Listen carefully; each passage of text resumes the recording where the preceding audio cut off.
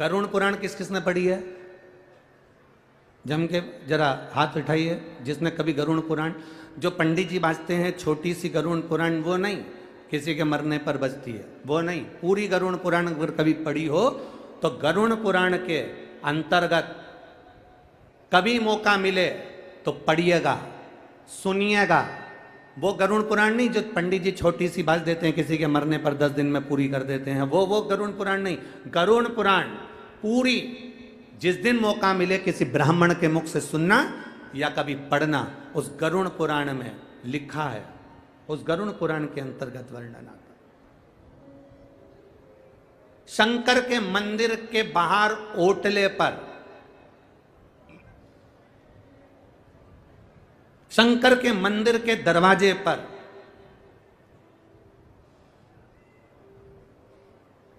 People के वृक्ष के नीचे, बड़ वृक्ष के नीचे, आंवले के वृक्ष के नीचे, बेलपत्री के वृक्ष के नीचे और मंदिर के ओटले पर, मंदिर के दरवाजे पर, मंदिर के प्रांगण में अगर कोई वो हाथ में ऐसे ऐसे पीस पीस के वो पत्ता खेलते हैं ना, वो जिंदगी में अगर कोई वहां बैठकर कभी जुआ खेले या पत्ता खेले तो उसके 71 पीढ़ी को नरक से बाहर नहीं निकाला जाता, नरक में ही भुगताया जाता। उसकी 71 पीढ़ी नरक के अंदर पड़ी रहती है। वो कभी जिंदगी में चाहे कितना भी ब्राह्मण को भोजन करा ले, चाहे कितना भी वो पिंड दान कर ले, गया जी का दान करिया है, तर्पण करिया है, तिलांजलि दिया है, ब्रह्म कपाली करिया है, चाहे वो कितना भी अंतिम संस्कार कर दे और चाहे 12वां अच्छा करे चाहे 13वां अच्छा करे, कितना भी ब्राह्मण को जिमा ले, तो भी उसकी पीढ़ी तरती नहीं है। जो शंकर के मंदिर में बैठकर जुआ खेले या शंकर के मंदिर में बैठकर पत्ते खेले या पीपल के वृक्ष के नीचे, बड़ के वृक्ष के नीचे, आंवले के वृक्ष के नीचे, बेलपत्री के वृक्ष के नीचे या शंकर के मंदिर के प्रांगण में अगर बैठकर आप जिंदगी में कभी पत्ते खेल रहे हो, जुआ खेल रहे हो, तो उसकी 71 पीढ़ी कभी जिंदगी में नहीं तर सकती, उसके घर का कभी विकास नहीं हो सकता, वो जिंदगी भर पूरी जिंदगी रोते ही निकाल सकता। ये अब आज के जमाने में ग्रामीण क्षेत्र में जाकर अगर आप बोलोगे तो गांव के लोग हंसते हैं। हम निवेदन करना चाहेंगे, जिसका घर मंदिर के पास में होता है, जिसका घर तुम्हें लग रहा है कि तुम्हारे घर के पास में ये पीपल के पेड़ है और पीपल के पेड़ के नीचे लोग पत्ते खेलने बैठते हैं, तो फर्ज तुम्हारा बनता है, तुम पास में रहते हो, जैसे ही तुम्हें मालूम पड़े कि 4 बजे पत्ता खेलने आएंगे तो 3 बजे पूरे फर्श पे पानी ढोल दो, तुम पूरे फर्श पर पानी ढोल दो। एक काम तो तुम भी कर सकते हो ना। अच्छा, तुम्हें लग रहा है कि ये मंदिर के प्रांगण में पत्ते खेलेंगे, जुआ खेलेंगे, बस उसी समय पर तुम मटका भर के हंडा लेके जाओ और देवी जी आए ना जैसे गंगा मैया, ऐसी 2-3 बार उंडेल दो, दूसरी बार कहीं का बैठेगा ही नहीं। थोड़ा सा हमें भी उसके परिवार का ध्यान रखना है, कहीं उसके परिवार वाले नरक तो नहीं भोगेंगे, थोड़ा सा पुण्य हमको भी उनको कमा कर देना है। इसलिए कभी जिंदगी में, कभी तुम्हारे क्षेत्र में, तुम्हारे ग्रामीण भाव में शंकर के मंदिर पर अगर कोई पत्ता खेले, जुआ खेले, वो 71 पीढ़ी को बर्बाद कर रहा है। 71 पीढ़ी कहां डूबे हम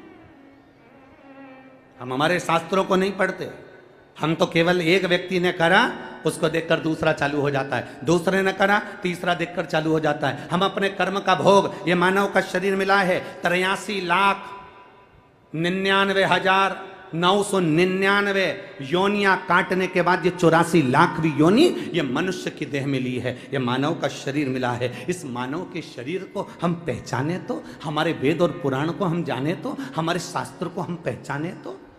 ना हम हमारे शास्त्र को पहचान रहे हैं, ना हम हमारे वेद को पहचान रहे हैं, ना हमारी इस पुराणों को पहचान रहे हैं। हम तो केवल अपनी आनंद की जिंदगी में कि मैं जो कर रहा हूं बहुत अच्छा कर रहा हूं, मेरे बराबर दुनिया में कोई नहीं कर सकता, मैंने जो करा सब अच्छा करा, बाकी के किसी ने भी करा वो बेकार करा। ये हमारे भीतर की एक विचारणीय सोच गलत है। मां पार्वती मैया कितना तप करी, कितनी साधना करी है मां। एक गुफा में प्रवेश कर कर तप करना, साधना करना और पार्वती मैया बाल्यावस्था में शिव जी के सिवाय कुछ नहीं चाहती, कुछ नहीं। जिसने देवादिदेव महादेव को मांगा है उसको दूसरे कुछ मांगने की जरूरत नहीं।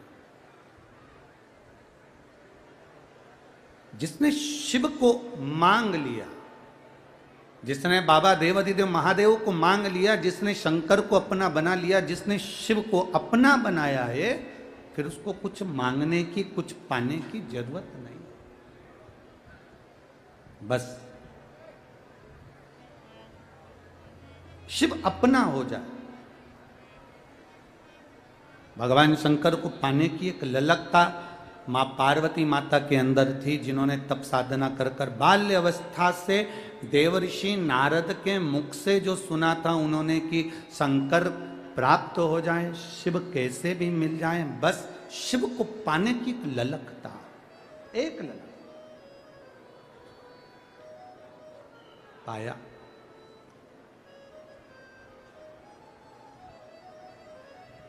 पर पार्वती मैया के तप करते हुए देखकर, मां पार्वती के तप करता हुआ स्मरण कर कर मां पार्वती जी की बड़ी बहन गंगा मैया,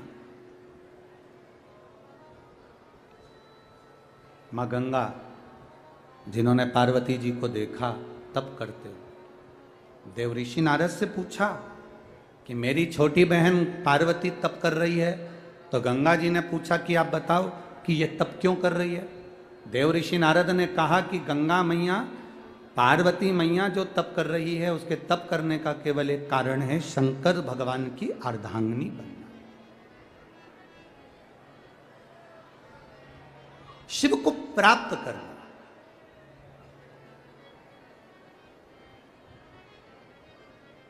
शिव को अपना बनाना। गंगा मैया ने कहा कि हम तप करने से, साधना करने से, शिवलिंग का पूजन करने से, पार्थिव पूजन करने से क्या बाबा देवादिदेव महादेव हमें अर्धांगिनी के रूप में स्वीकार कर लेंगे।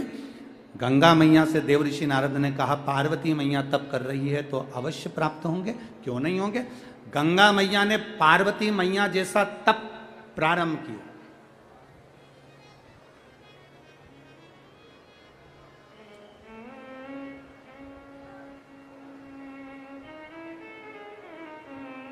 अब ऐसा तप मां गंगा कर रही है, ऐसा तप कर रही है, तेज शिव महापुराण की कथा राजगढ़ को चल रही है। तेज शिव महापुराण की कथा, जब तप प्रारंभ हुआ गंगा मैया का, जब तप बढ़ा गंगा मैया का, पार्वती जी के पास सूचना पहुंच गई, मां जगजननी के पास खबर पहुंची कि पार्वती, तुम्हारी जो बड़ी बहन है गंगा, वो गंगा शंकर की आराधना कर रही है और उसकी आराधना करने का जो तरीका है बिल्कुल तुम्हारे जैसा है। तुम जैसे आराधना कर रही हो वैसे ही गंगा आराधना कर रही है। अच्छा, पार्वती जी ने विचार करा कि शिवजी या तो मुझे अर्धांगिनी बनाएंगे या गंगा को अर्धांगिनी बनाएंगे, अब दोनों का तप बढ़ा है तो करा क्या जाए। तब पार्वती जी ने विचार करा भी एक काम करती हूं कि गंगा आराधना छोड़ दे, ऐसा कुछ करा जाए। आज पार्वती जी एक वृक्ष के नीचे खड़ी हैं और उन्होंने अपनी सहेली से कहा, सुनो सखी, मैंने संतों के मुंह से सुना है जब कोई संत निकल कर जाते हैं और उन संत पर अगर भरा हुआ पानी का लोटा डाल दिया जाए तो संत प्रसन्न हो जाते हैं। अब ये पार्वती जी ने जो शब्द कहा, गंगा जी को अंदाजा नहीं लगा कि पार्वती मेरी आराधना को तोड़ना चाहती है। गंगा जी ने कान लगाकर वो शब्द सुन लिया। शिव महापुराण की कथा कहती है, जब दो बहनें आपस में बात कर रही हो, पति पत्नी आपस में बात कर रहे हो, सास ससुर आपस में बात कर रहे हो, भाई भाई आपस में बात कर रहे हो, देवरानी जेठानी आपस में बात कर रही हो, या कोई आपस में चर्चा कर रहे हो, बात कर रहे हो, शिव पुराण की कथा कथी कभी अपने को कान लगाकर नहीं सुने। कभी कान लगाकर नहीं सुना। कभी कभी कान लगाकर सुना हुआ भी गड़बड़ हो जाता है। कक्षा 8वीं का पेपर था, बच्चे एक के पीछे एक बैठे थे, लिखने को आ गया कक्षा 8वीं के पेपर में दिल्ली की सबसे बड़ी मीनार का नाम लिखो, पेपर में लिखने को आया। आगे वाले ने उस पेपर में लिख दिया दिल्ली में कुतुब मीनार है, पर पीछे जो बैठा था उसने आगे वाले का नकल करने के चक्कर में देखकर लिख दिया दिल्ली में कुतिया बीमार है। अब क्या याद उसको नहीं था? याद तो उसको भी था, उसके भी स्मरण में था कि दिल्ली में बड़ी मीनार कुतुब मीनार है, पर आगे वाले का देखने के चक्कर में गड़बड़ हो गया। कभी कभी हम जब कान लगाकर सुनते हैं तो गड़बड़ हो जाता है। ये तो पार्वती मैया ने अपनी सखी से, सहेली से एक हास्य व्यंग में कहा था कि संत पर पानी डाल दिया जाए तो वो प्रसन्न होकर वर दे देते हैं, पर गंगा ने उसको धारण कर लिया और संतों की टोली जब निकल कर गई, गंगा मैया ने एक लोटा जल भरकर संत पर फेंका। जैसे ही संतों पर फेंका, संतों ने क्रोध कर दिया और क्रोध कर कर संत बस क्रोध करे और क्रोध कर कर संतों ने श्राप दे दिया, हे गंगा, तो हिमालय राज की बेटी होकर, बड़ी पुत्री होकर तूने हम संतों का अपमान करा है गंगा। हम तुमको यहीं पर श्रापित करते हैं गंगा, हम तुम्हें वचन देते हैं गंगा कि तुम अब स्त्री का स्वरूप छोड़कर जल के स्वरूप में बहोगी। अब तुम स्त्री नहीं, जल के वेग में बहोगी। गंगा की आंख में से जल बहने लगा। गंगा आंखों से आंसू बहा रही है। करंट आ रहा है इसमें माइक में। गंगा उसी समय पर गंगा की आंख में अश्रु आया, और गंगा की आंख में जब अश्रु आया, जब गंगा की आंखों में जब अश्रु आए, गंगा की आंख में जब अश्रु चला, तब क्रोध में आ गई गंगा, और गंगा क्रोध में आकर उसी समय पर पार्वती के पास पहुंची और पार्वती से जाकर कहा, पार्वती तूने मेरे साथ अच्छा नहीं कहा करा, पार्वती मैं तुझे श्राप देती हूं। गंगा जब पार्वती को श्राप देने लगी तो पार्वती मैया तो कुछ नहीं बोली, पर उसी समय पर भोलेनाथ प्रकट हो गए, मेरे शंकर प्रकट हो गए, मेरे शिव प्रकट हो गए। रुको गंगा, गंगा थोड़ा रुकिए। गंगा ने कहा, प्रभु मैंने आपकी आराधना करी, पार्वती ने आपकी आराधना करी, मैंने तप करा, पार्वती ने तप करा, मैंने आपकी आराधना करी, पार्वती ने आपकी आराधना करी। प्रभु इस पार्वती ने, मेरी छोटी बहन ने मेरे साथ छल करा, इसलिए मैं पार्वती को श्राप दूंगी। शंकर भगवान कहते हैं नहीं, इसको श्राप मत दो क्योंकि ये मेरी अर्धांगिनी बनेगी। गंगा कहती हैं ये आपकी अर्धांगिनी बनेगी तो मैंने भी तो तप करा भोले बाबा, और मेरे साथ छल करा पार्वती ने। शिव जी बोले पार्वती ने कोई छल नहीं करा, पार्वती ने तुमको बोला था क्या कि संत पर पानी डालना? पार्वती ने तुम्हें बोला कि संत पर पानी डालो? पार्वती ने तो केवल अपनी सहेली से व्यंग आत्मक रूप से, एक हंसी के रूप में अपनी सहेली से कहा था, और तुमने कान लगाकर सुन लिया। दोष तुम्हारा है गंगा कि तुमने कान लगाया। गंगा, जब पति पत्नी बात करते हैं ना, तो घर में रहने वाले चाहे बुजुर्ग हों, बड़े हों, पति पत्नी की बात को कान लगाकर नहीं सुनना चाहिए। और जब घर के बड़े बात करते हैं, बुजुर्ग बात करते हैं, सास ससुर बात करते हैं, तो बहू और बेटे का फर्ज है कि वो कभी कान लगाकर ना सुने। ये दोनों स्मरणीय। आपने गलती करी है गंगा, गलती, प्रभु क्षमा करिए, पर मुझे श्राप लगाए मैं पानी के रूप में रहूंगी। मैं भी तो आपको चाहती हूं, मैं भी तो आपसे स्नेह करती हूं, आप मुझे अर्धांगिनी नहीं बना सकते?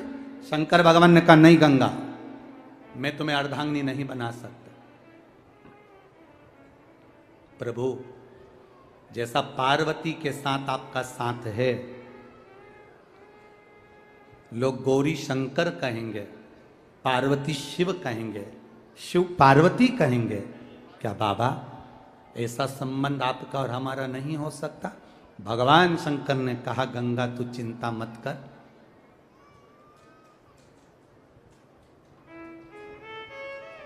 मेरा तेज, तेज शिव महापुराण की कथा का वर्णन है। मेरा तेज स्वयं अग्निदेव सूर्यदेव की साक्षी में तुम्हारे जल में ला कर देंगे। पार्वती माता के गर्भ से संतान नहीं, गंगा जब मेरा तेज तेरे जल में पहुंचेगा, उस जल से मेरे 6 पुत्र जन्म लेंगे, जिसका नाम षडानंद कार्तिकेय होगा। प्रभु अर्धांगिनी तो आपकी पार्वती है, और आपके बच्चों को जन्म देने वाली, आपके बच्चों को प्रकट करने वाली मैं रहूंगी। गंगा प्रसन्न हो गई, प्रसन्न। आज मेरे भोले बाबा का तेज मुझ में आएगा और मैं बच्चों को जन्म दूंगी, शंकर भगवान के पुत्रों को जन्म दूंगी।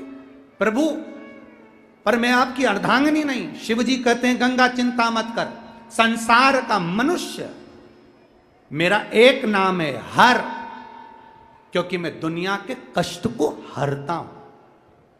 मेरा एक नाम है हर, मैं दुनिया के दुख को हरता हूं, मैं दुनिया के कष्ट को हरता हूं।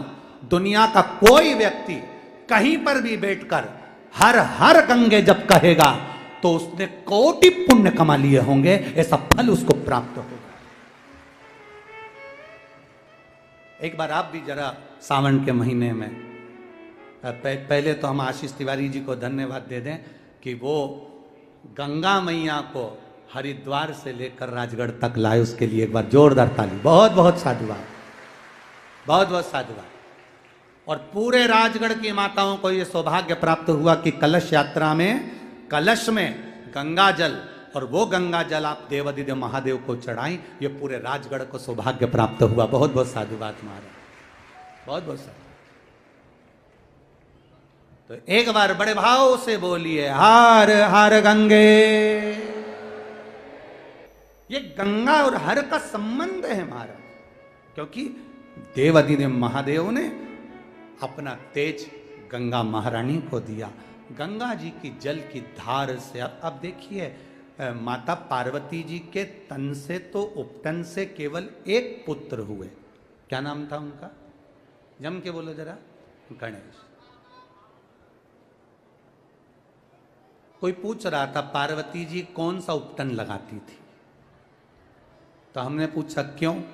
नहीं, हम पूछ रहे हैं वो बेसन मिला के लगाती थी क्या, कि आटा वाला लगाती थी? अब एक बात अच्छे से सुन लो, पार्वती जी ना तो बेसन का उपटन लगाती थी, ना आटे का उपटन लगाती थी, ना चंदन का उपटन लगाती थी। माता पार्वती जी तो जो गाय होती है, गाय का जो गोबर होता है, उस गोबर का उपटन माता पार्वती जी अपने तन पर लगाती थी।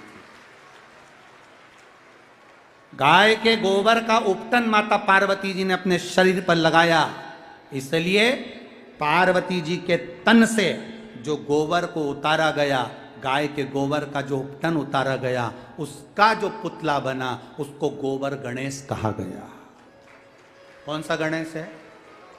ये सबसे पहला गणेश है, गोबर गणेश। सबसे पहला पुतला बना था गणेश जी का, तो गाय के गोबर से बना था। इसलिए हमारे गांव की माताएं आज भी शादी ब्याह में पीतल की मूर्ति मंडप में नहीं रखे, पूजन में नहीं रखे, वो दौड़ के जाए ने गाय का गोबर उठाई के न उनकी सूंड मूंड बना के न मटका पे न तुरंत हंडे पे रख दे और कहते महाराज जी चालू करो सत्यनारायण की कथा। महाराज जी बोले गणेश जी रखा तो गोबर का,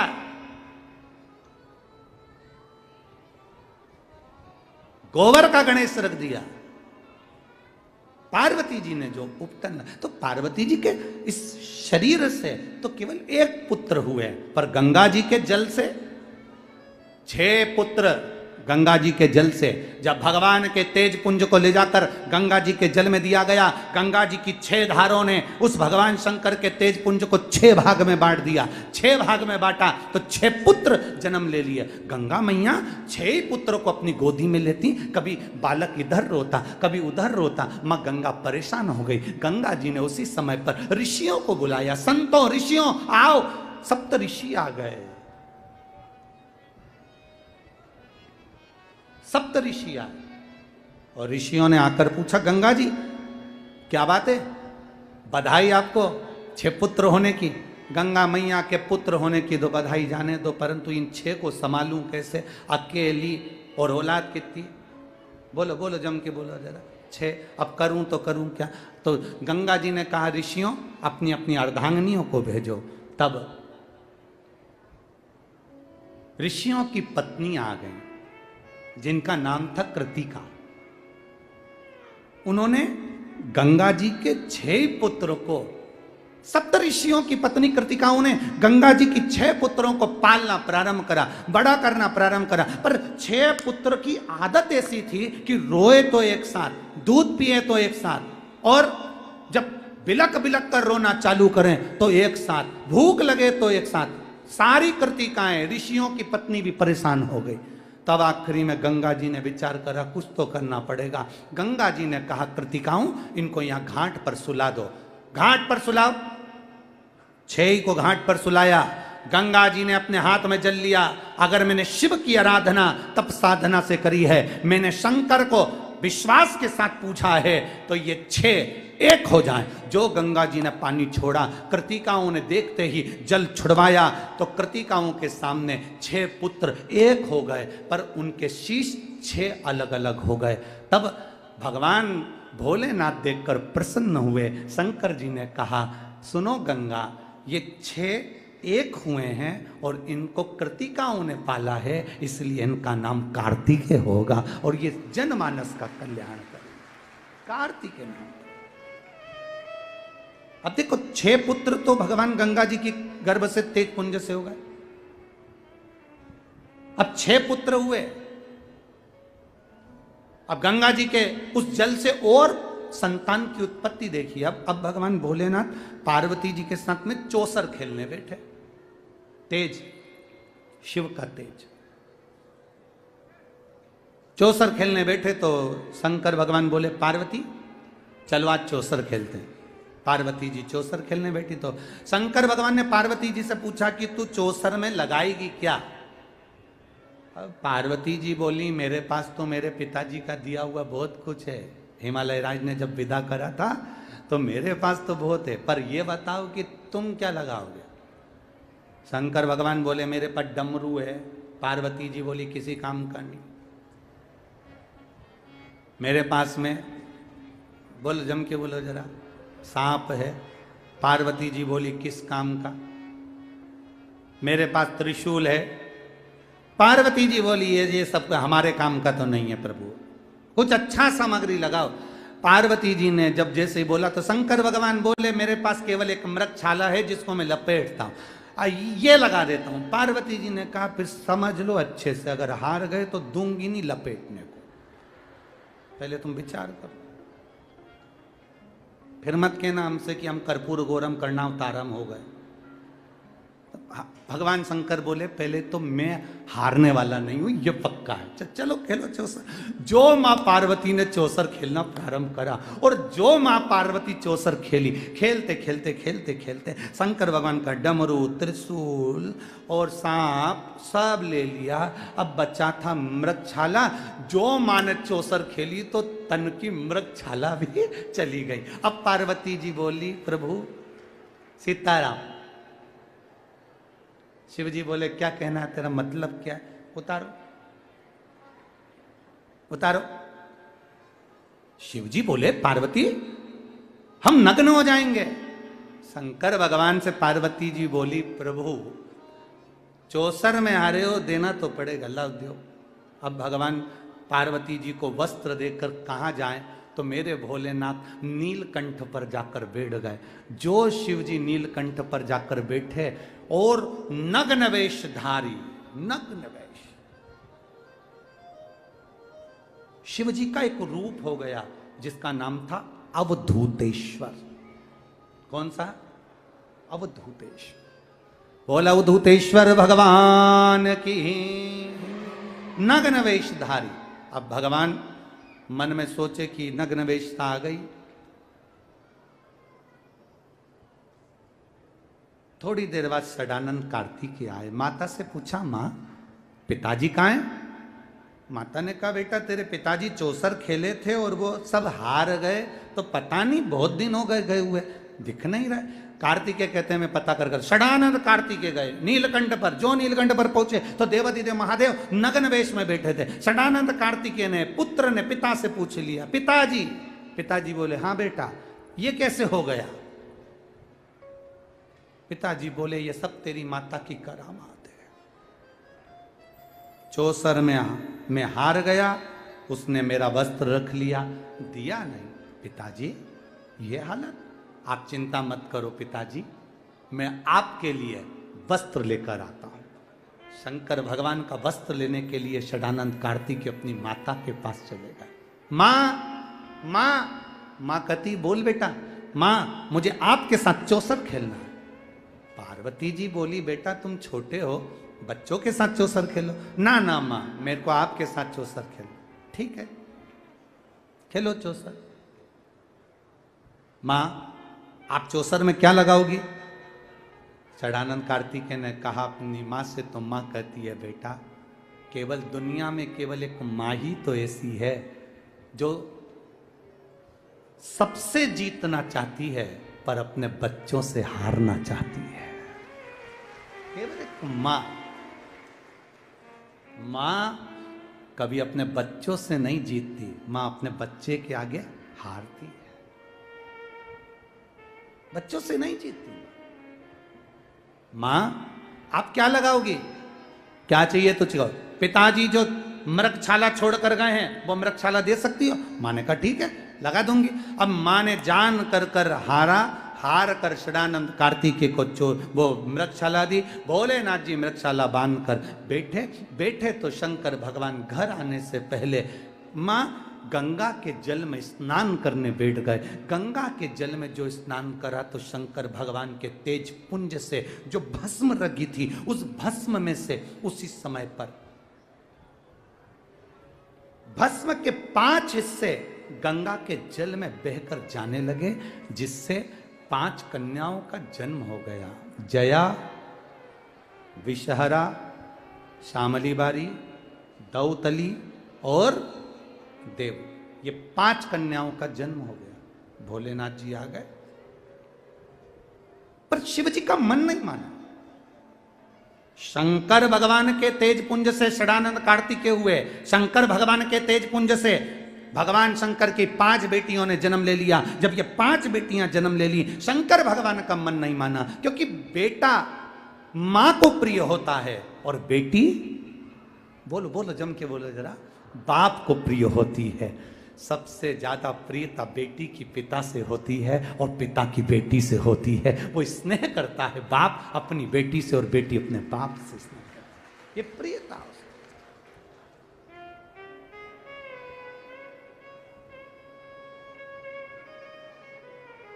एक निवेदन आप सबसे करना चाहेंगे।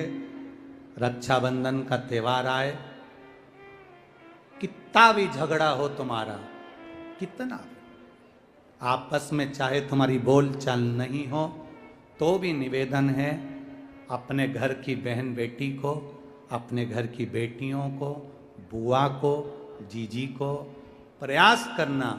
जितनी माताएं बैठी है आपसे निवेदन करेंगे, भाई भले फोन ना लगाए, भाई भले लेने ना जाए, पर एक फोन तुम्हारी तरफ से अपनी अपनी ननंद के पास जाना चाहिए। बुलाओ उसको, एक फोन रक्षाबंधन के पहले अपनी अपनी ननंद के पास जरूर लगाओ और फोन लगाकर बोलो, जीजी कब आएगी तू? सुन, साड़ी माड़ी लेकर मत आना, या अलमारी भरी पड़ी है, मेरी साड़ियां पहन लेना।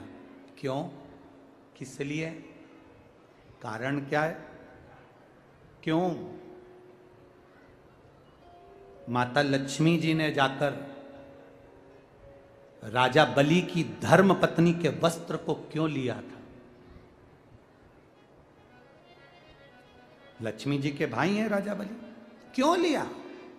ऐसा वस्त्र में क्या था? क्यों कहा जाता है जीजी मेरी साड़ी पहन लो? क्यों भाभी कहती है ननन से लो मेरी साड़ी पहन लो, लो मेरी साड़ी पहन लो? क्यों कहती है? 3 काल को हरने वाले होते हैं।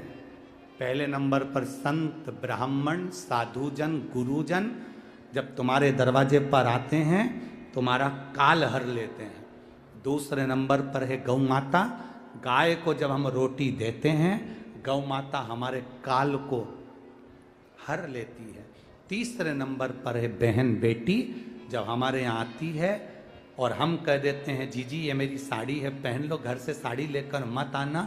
जब हम उसको साड़ी पहनने को दे देते हैं तो एक ननन बहन बेटी ऐसी होती है जो अपने भाई के घर के काल को भी हर लेती है, वो बहन बेटी होती है।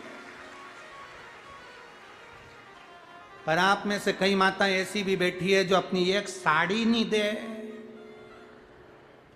और अगर ननन पेन लेना तो 25 बार के बता दे जी जी मेरी है, जी जी अच्छे से बैठो साड़ी फट जाएगी मेरी है। अब वो कहे सो तो कहा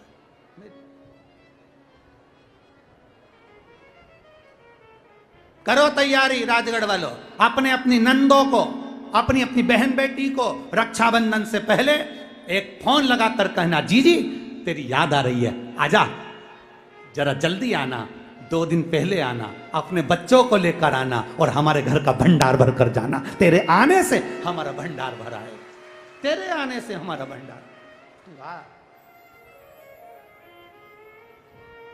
कितना भी झगड़ा हो, भले बोलचाल नहीं हो, तुम्हारी लड़ाई हो रही हो, झगड़ा हो रहा हो, तो भी मेरा निवेदन है एक बार अपनी नंदों को फोन जरूर लगाना, एक बार जरूर कहना। क्या विचार है रे राजगढ़ वालों?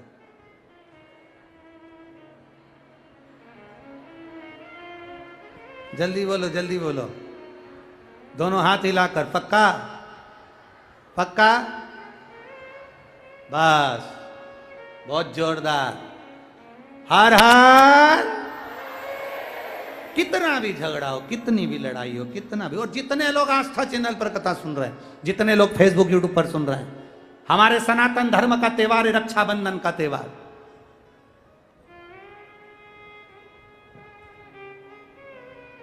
खुश होकर मनाइए।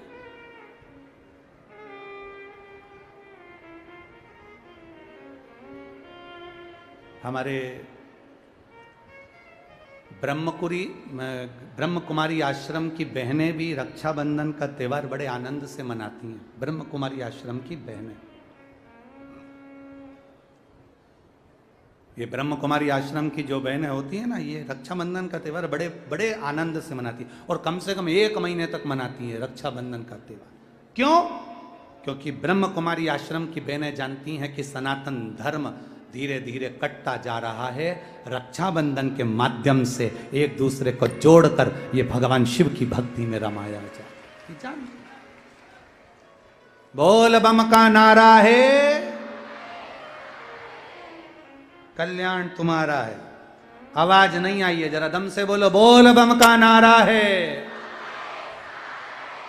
सारी समस्या का हल। बस, कल कथा कितनी बजे होगी? सवेरे 9 बजे। कल जब मेहमान जाते हैं तो अपने घर के बच्चों को 500 का लिफाफा दे जाते हैं। कल शिव पुराण जाएगी तो मेरा भोले बाबा भी जो आएगा उसको चुपचाप से देकर चला जाएगा। वो शिव है, वो घड़ी।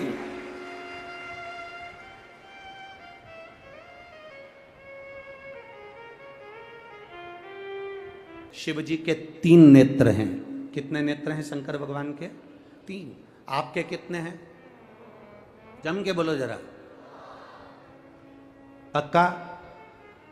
अगर शंकर भगवान पृथ्वी पर रहते हैं, मृत्यु लोक के देवता शिव जी हैं, शंकर भगवान के अगर 3 नेत्र हैं तो जितने संसार में पृथ्वी पर मनुष्य ले रहे हैं इनके भी 3 नेत्र हैं। शंकर भगवान के 3 नेत्र में से एक नेत्र जब खुलता है तो कामदेव जलकर भस्म हो जाता है। शंकर का तीसरा नेत्र खुलता है तो दुष्ट जलकर भस्म हो जाते हैं। ये 3 नेत्र अगर शिव जी के हैं तो हमारे भी 3 नेत्र हैं। पहला नेत्र जिससे हम अपनी अच्छाई देखते हैं, मैंने जो करा बहुत अच्छा करा, मेरे बराबर कोई नहीं कर सकता। दूसरा नेत्र जिससे हम अपने घर की अच्छाई देखते हैं, मेरे परिवार ने करा बहुत अच्छा करा, मेरे कुल में करा बहुत अच्छा करा, मेरे पिता ने, मेरे बेटे ने, मेरी बेटी ने, मेरे रिश्तेदार ने करा बहुत अच्छा करा। और तीसरा नेत्र जो शंकर भगवान का मध्य में है, ऐसा तीसरा नेत्र परमात्मा ने सबको दिया है। जब वो तीसरा नेत्र से देखता है तो हमेशा बस एक ही काम करता है, दूसरे की बुराई देखता है, अच्छाई कभी नहीं देख सकता। और जब जब वो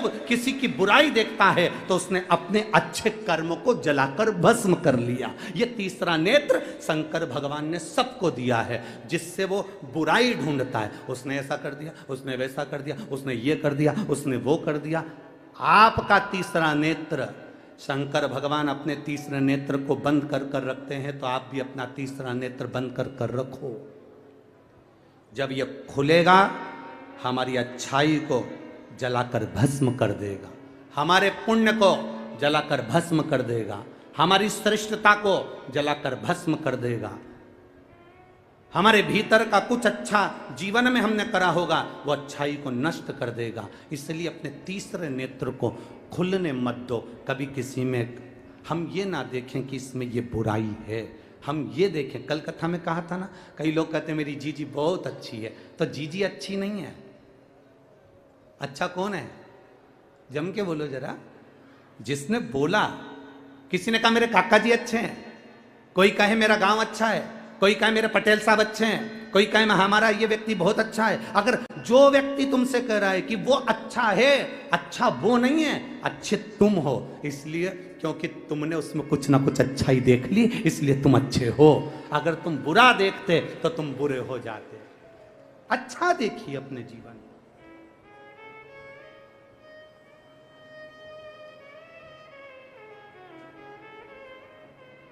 शंभु शरणे पड़ी मांगू घड़ी रे घड़ी, दुख का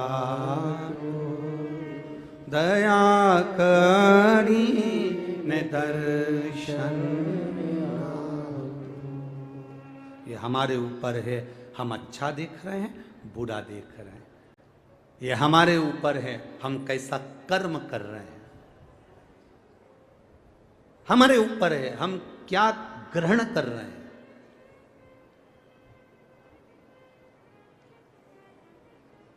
हम कितना प्राप्त कर रहे हैं।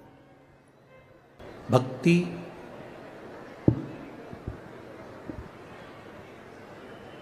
एक मुक्ति के साधन को केंद्रित करती है।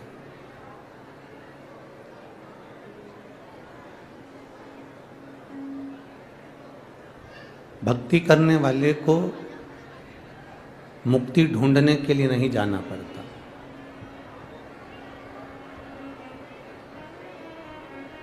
भक्ति करने वाले को कहीं मोक्ष के लिए या मुक्ति के लिए कहीं दूर जाना नहीं पड़ता।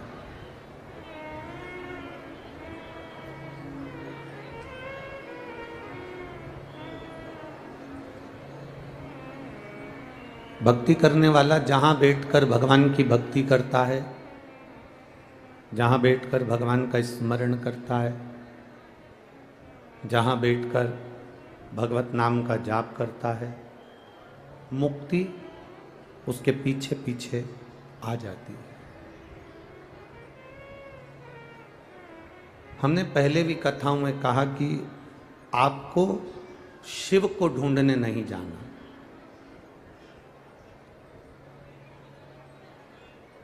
आप कभी भगवान शंकर को ढूंढने का प्रयास मत करो कि मेरे को शंकर भगवान को ढूंढना है, मुझे शिव को ढूंढना है।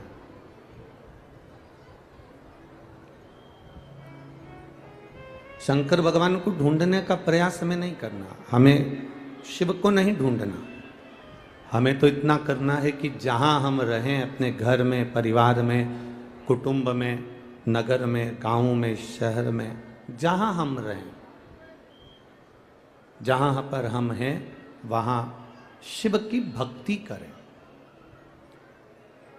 जब हम शंकर भगवान की भक्ति करते हैं, भजन करते हैं, कीर्तन करते हैं, शिव स्मरण करते हैं, शंकर भगवान के मंदिर में जाकर एक लोटा जल समर्पित करते हैं, शिव मंदिर में झाड़ू लगा लेते हैं, पोछा लगा देते हैं, सफाई कर देते हैं,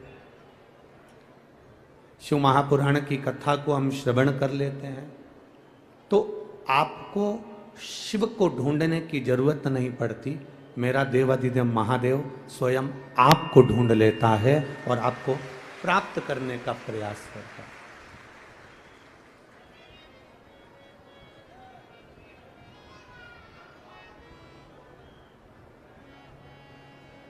एक व्यक्ति था, बड़ा तार्किक था, बहुत तर्क करता था। उसका काम था हर एक बात में तर्क करना, और खास तौर से सनातन धर्म में तर्क करना। क्योंकि जो दूसरे धर्म पे तो कोई तर्क कर नहीं सकता, क्योंकि व्यक्ति अगर दूसरे धर्म पे तर्क करता है तो लोग उस पर इतना दबाव दे देते हैं कि उसको सॉरी बोलना पड़ता है, क्षमा मांगना पड़ता है। अब ले दे के केवल एक सनातन धर्म मिलता है। इधर ले देकर केवल एक सनातन धर्म प्राप्त होता है। अब दूसरे धर्म पे तो कोई तर्क करता नहीं है, दूसरे धर्म पर तो कोई बोलता नहीं। अब बोलता है तो केवल सनातन धर्म पर बोलता है, क्योंकि सनातन धर्म एक ऐसा धर्म है जिस धर्म में लोग शिव जैसे भोले हैं, राम जैसे सहज है, कृष्ण जैसे साधारण है, दत्त जैसे भोले हैं, नारायण जैसे, ब्रह्मा जैसे इस सनातन धर्म में लोग हैं। तो एक व्यक्ति तर्क करने वाला, जो बात बात में सनातन धर्म पे तर्क करता था, एक बार एक संत के पास पहुंच गया और एक संत के पास पहुंचा और संत से जाकर कहा, महाराज क्या है ये लोगों को बेवकूफ़ बनाने का काम करते रहते हो? इतने सारे लोगों को बिठा कर रखा है और सबके कह दिया तुमने कि ओम नमः शिवाय बोलो, नमः शिवाय बोलो, राम बोलो, कृष्ण बोलो, शिव बोलो, दत्त बोलो, ओम नमो भगवते वासुदेवाय बोलो, राम का नाम जपा रहे हो, कृष्ण का नाम जपा रहे हो। अरे लोगों से कहो जाओ अपने अपने घर पर, काहे को किसी को माला पकड़ा देते हो दिन भर राम राम राम राम जपने के लिए? क्यों किसी को माला पकड़ा देते हो जो तुम जपते रहते हो? इतने में संत तो संत थे और संत ने तुरंत कहा, अरे ओ गधे, अकल के अंधे, कामचोर, मूर्ख, चल निकल यहां से बाहर जा। अब जो संत ने कहा, इतने में तो ये तार्किक को क्रोध आ गया, और तार्किक को क्रोध आया और तार्किक ने क्रोध में आकर कहा, महाराज तुम्हारे शब्द मेरे दिल को चुभ गए, ये अच्छी बात नहीं है। तुमने जो बोला है ना वो मेरे दिल को लग गए, ये ठीक नहीं है। संत ने कहा, मैंने ना तो तुझे थप्पड़ मारा, ना मैंने तुझे छुआ, केवल कहा और शब्द तेरे दिल को छू गए। उसी तरह पृथ्वी पर रहकर हम जब राम को भजते हैं, शिव को भजते हैं, तो वो शब्द मेरे भोलेनाथ के भी दिल में जाकर लगता है। हमारा सनातन धर्म भगवान की भक्ति का एक तत्व का आनंद देने वाला है। तर्क देने वाले बहुत मिलेंगे तुम्हें, 24 घंटे तर्क देंगे शंकर जी के मंदिर जाने से क्या होता है। ये तर्क कौन देता है? जो कभी मंदिर नहीं जाता। कभी तुम कपड़े की दुकान पर कपड़ा खरीदने जाना, कोई तुमको राय देने वाला नहीं मिलेगा, कोई तुमको ज्ञान देने वाला नहीं मिलेगा। कभी तुम सुनार की दुकान पर सोना खरीदने जाना, कोई तुमको ज्ञान देने वाला नहीं मिलेगा। कभी किसी मॉल में शॉपिंग करने के लिए जाना, कभी कोई तुमको ज्ञान देने के लिए नहीं मिलेगा।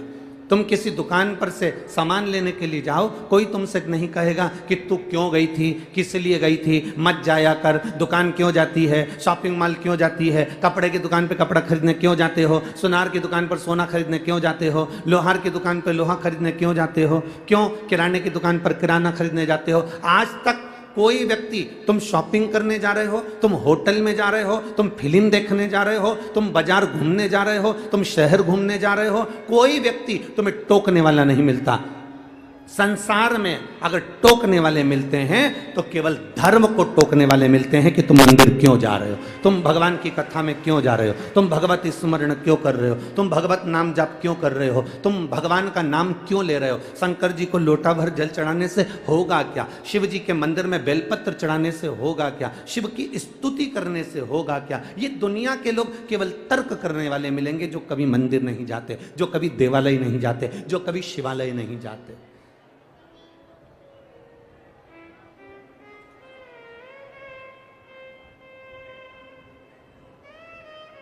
परशु महापुराण की कथा कहती है,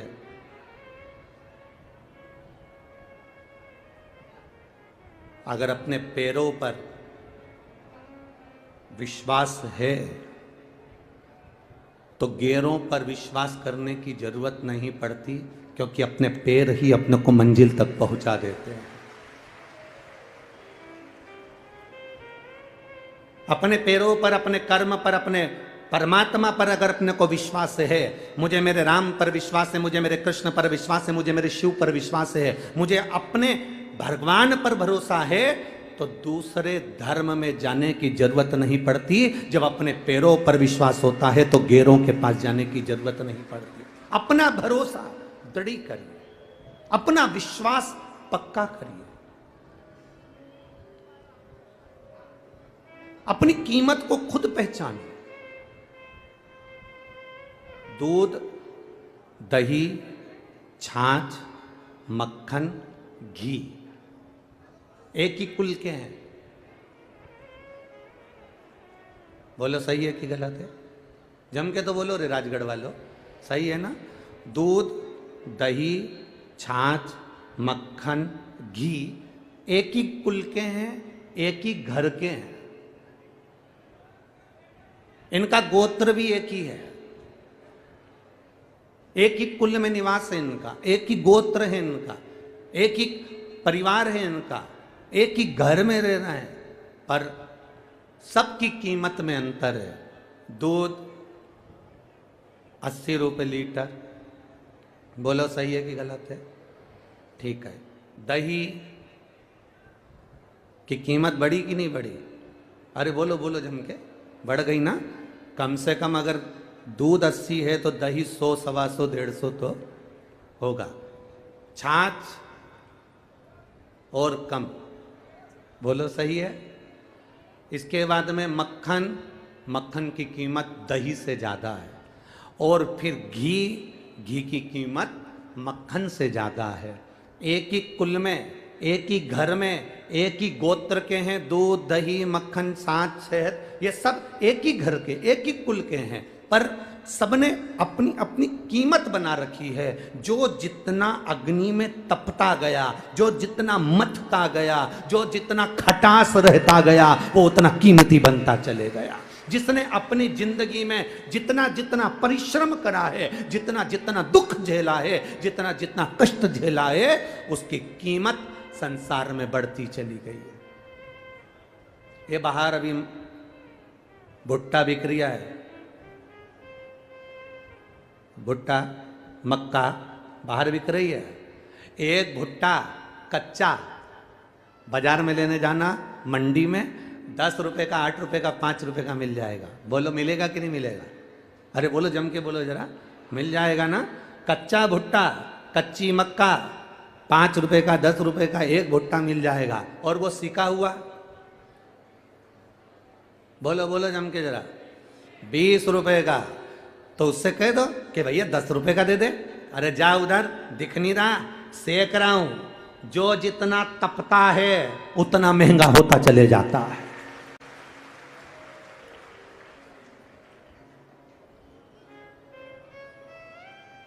कच्चे की कीमत कम है पर पके हुए की कीमत ज्यादा है।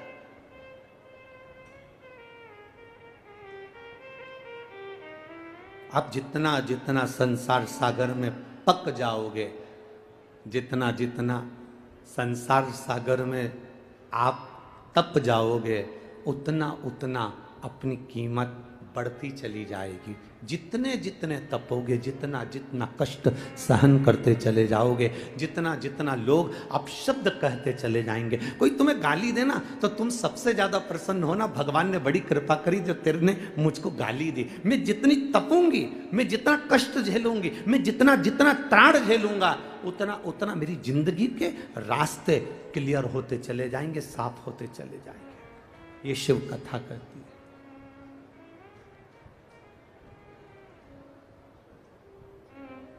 मैंने तेरे ही भरोसे, ओ बाबा तेरे ही भरोसे, हवा बिच उड़ती जावांगी, बाबा डोर हथो छड़ी नामे घटी जावांगी, भोले मेरे। जितना जितना कष्ट मिले, जितना जितना कष्ट प्राप्त हो, उतना उतना तुम उन्नति की ओर बढ़ रहे हो। ये विचार करिएगा। हम कल आशीष जी को कह रहे थे कि आशीष तिवारी जी, कथा कहीं हो रही थी, कहीं हो रही है। कथा तुम जिस दिन से लेकर आए होगे, उस दिन से तुम्हें लोगों की सुनना भी पड़ रही होगी। व्यवस्था करने में जो व्यवस्था करने में चवन्नी लगती है कथाओं में, शिव महापुराण की कथा अगर तुम लेकर गए हो तो सवाया खर्च होगा, क्योंकि शिव पुराण की कथा कराना कोई सरल बात नहीं है, सहजता नहीं है। मेरा शंकर सहज नहीं है, हमारा सरल नहीं है। पर धन्यवाद दूंगा आशीष तिवारी जी को, जिन्होंने और जिनकी पूरी मित्र मंडली ने और पूरे राजगढ़ ने आज राजगढ़ के इतिहास को रच दिया, जो लाखों में भक्त यहाँ पहुँचे हुए। इतिहास, रोड पर देखो तो भक्त बैठे हुए हैं, पंडालों में देखो तो ये 1 2 3 4 और टेंट के दोनों पंडाल मिलाओ, बीच के तीनों पंडाल मिलाओ, 5 पंडाल एक जैसे, पांव रखने की जगह नहीं, इतने भरे, और पूरी रोड भरी हुई है। जिस रोड पर ट्रक चलते हैं, बस चलती है, वो रोडों पर लोग बैठे हुए। ये तुम्हारा तपना, ये तुम्हारा संघर्ष। हम आशीष तिवारी से यही कहेंगे, ये तुम्हारा तपना और ये तुम्हारा संघर्ष, और तुम्हारे मित्र, तुम्हारे कार्यकर्ता और तुम्हारे जितने जितने इस राजगढ़ का एक एक बेटी, एक एक बेटा, एक एक भाई, एक एक बहन, जिसने सहयोग करा है, ये साधारण कथा नहीं, पूरे राजगढ़ की कथा है। ये राजगढ़ का इतिहास रच गई है कथा।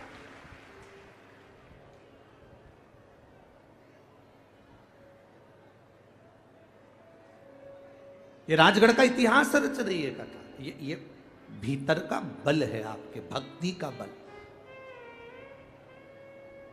कहे दुनिया के लोग, अपशब्द कहने वाले कहेंगे, देखो फिक्र और फकीर, फिक्र और फकीर दोनों में एक अंतर भारी है। फिक्र और फकीर में एक अंतर भारी है। फिक्र करने वाला कभी जिंदगी में आगे नहीं बढ़ सकता। फिक्र इंसान को खा जाती है। फिक्र और फकीर में अंतर है कि फिक्र कर कर के व्यक्ति चिंता में पड़ पड़ कर व्यक्ति बीमार पड़ जाता है, पर उन्नति की ओर बढ़ नहीं पाता। कैसे होगा, क्या होगा, क्या करूं मैं, भगवान जाने कैसे होगा, चिंता करते करते करते करते चिता पर लेट जाता है। फिक्र और फकीर दोनों में अंतर है। फिक्र इंसान को खा जाती है और फकीर एक साधारण सा सहज संत साधु सन्यासी तपस्वी साधक उपासक, एक फकीर, एक जो साधारण सा भिक्षा मांगकर अपनी जिंदगी जी रहा है, इसमें और फिक्र में अंतर है। फिक्र इंसान को निगल जाती है और फकीर फिक्र को निगल जाता है, उसको कोई फिक्र नहीं होती। जो मिला पा लिया, जैसा मिला रह लिया, जैसा मिल गया पहन लिया, और भगवान की भक्ति में अपने जीवन को तार रहा है, भगवान की भक्ति में अपनी जिंदगी को निकाल रहा है। ये अपने जीवन का एक आनंद होना चाहिए।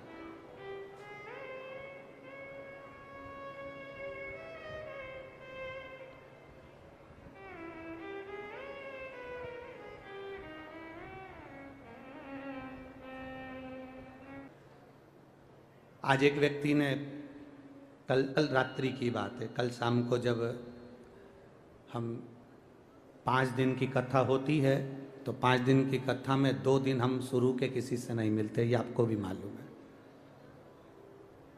5 दिन की कथा में जो पीछे के 2 दिन रहते हैं, बस उसी में हम लोगों से मिलते हैं, बाकी के हम मिलते नहीं। 7 दिन की कथा में जो शुरू के 4 दिन होते हैं, हम उसमें किसी से नहीं मिलते, चाहे कोई भी हो, हमारा मिलना नहीं होता, क्योंकि इस शरीर के लिए भी भजन करना जरूरी है। आप भी भजन करो, हमें भी करने दो। आप भी नाम जप करो, हमें भी करने दो। आप भी स्मरण करो, हमें भी करने दो। तो हम नहीं मिलते। कल मिले तो एक चौकड़ी की शर्ट पहना हुआ एक लड़के ने एक प्रश्न किया, हालांकि भीड़ हो रही थी तो सब हटा रहे थे उसको। उसने कहा, गुरुजी मुझे आपसे एक प्रश्न करना है। बोलो क्या बात है। अब उसको धक्का भी दे रहे हैं लोग, परंतु वो क्या कहना है। हमारा कहना है, इतने सारे लोग कथा सुनने आते हैं,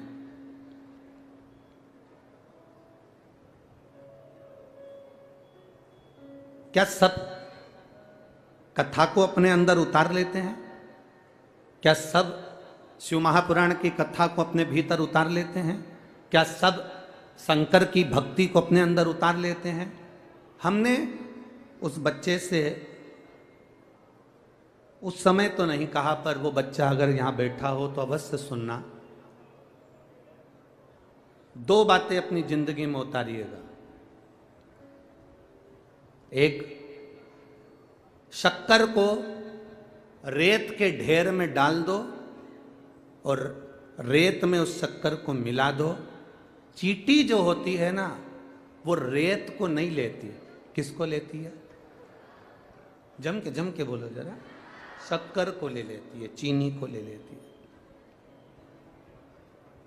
चींटी चीनी को, शक्कर के कण को उठा लेती है। रेत में मिली हुई शक्कर चींटी केवल शक्कर को उठाती है।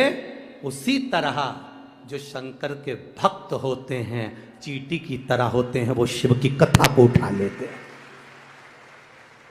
वो राम नाम, कृष्ण नाम, शिव नाम को उठा लेते हैं, वो धारण करते हैं।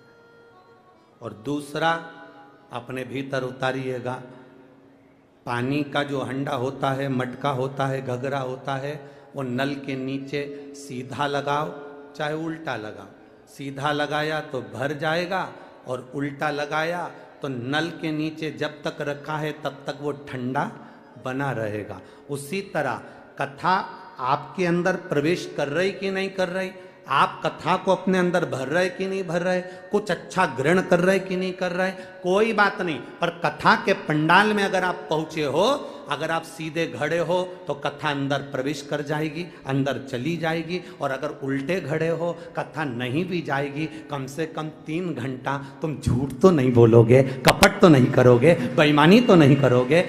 आप खुद अनुभव करो कि 3 घंटे कथा में पहुंचने के बाद मोबाइल बंद हो जाता है। 3 घंटे कथा में पहुंचने के बाद तुम फालतू की बात नहीं करते। 3 घंटा कथा में पहुंचने के बाद तुम्हारा फालतू लड़ाई नहीं होती, झगड़ा नहीं होता, विवाद नहीं होता, तुम किसी को गाली नहीं देते। 24 घंटा गाली देने वाला भी कथा के 3 घंटे मुंह से गाली नहीं निकाल सकता, क्योंकि वो बैठा है, किसको देगा? कोई झगड़ा करेगा फालतू का? तो 3 घंटे कम से कम तुम मौन हो, 3 घंटे कम से कम तुम अपशब्द नहीं कर रहे, 3 घंटे तुम्हारे मुंह से गलत विचार नहीं आ रहा है, 3 घंटे तुम कुछ गलत नहीं कर रहे तो ये सोचो कि नल के नीचे मटका रखा है, कम से कम ठंडा है, बस इतना ही काफी है। जितनी देर बैठे हो उतना भजन काफी है तुम्हारे लिए। वो अंदर प्रवेश करे ना करे, कथा अंदर जाए ना जाए। कोई तुमसे पूछे इतनी भीड़ हो रही है, लोग रोडों पर बैठे हुए हैं, पांचों पंडाल भरे पड़े हैं, सब जगह भीड़ भीड़, कहाँ जाए तू? नहीं मैं तो जाऊं, मैं तो जाऊं। क्या करेगी वहां जाके? टीवी पे सुन ले। नहीं मैं तो जाऊं। नल के नीचे मटका रखा है, वो सीधा हो चाहे उल्टा, सीधा है तो भरा जाएगा, उल्टा है तो ठंडा रह जाएगा। उतनी देर उसको शीतलता मिलेगी। शीतलता मिली कि मेरे महादेव को मिलने में देरी नहीं लगेगी, वो मिल जाएगा, मेरा शंभू मिल जाएगा।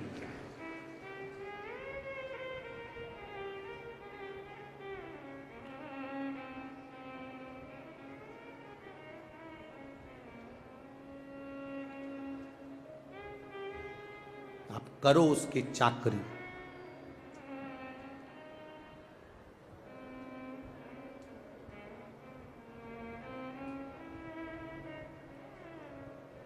आप करो शंकर का गुणगान।